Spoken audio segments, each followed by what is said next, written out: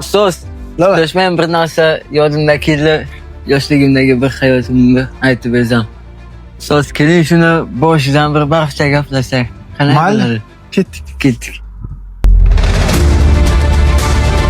Bu rasmlarni hammasini o'zim chizganman. Mana Vatan himoyachilarimiz kuniga bag'ishlangan rasmim. 6 yoshligimda chizganman. Hammasini o'zim chizganman aka. Yo'q, hammasi yaxshi. Lekin bilasanmi uka? Xafa bo'lmagin-u. Bunaqa rasmlarni qo'lsiz chizishi menimcha iloji yo'q.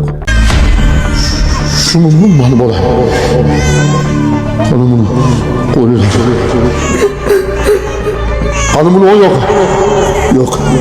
Bu meni bolam emas. Yo'qot ko'zimdan bu bolani. Menga bu bola kerak emas. Ana. Qo'yil lekin. Hayron qoldirding uka.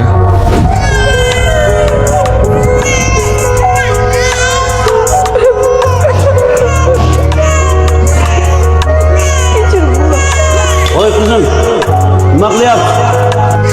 Juda ham qobiliyatli bola ekan. Endi esa bu qobiliyati bilan butun O'zbekistonga tanitamiz. Barakalla uka. Aka nima dedilar? Men tushunmadim. Tushunmadingmi? Yo'q.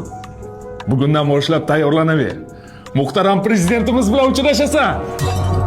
Qani yur. Ketdi o'g'ling yo'q bu yerda. Tezroq keling, boshlandi. Hozir boryapman. Turinglar. Radiyonchi ko'rib turibdi.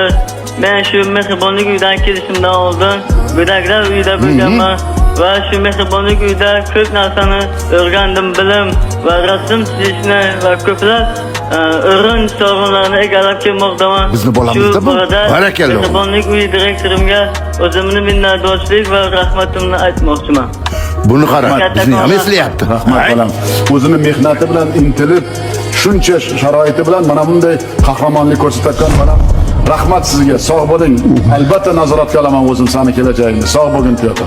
O'zingizdan sog' bo'ling, rahmat. Rahmat, men nima deysiz?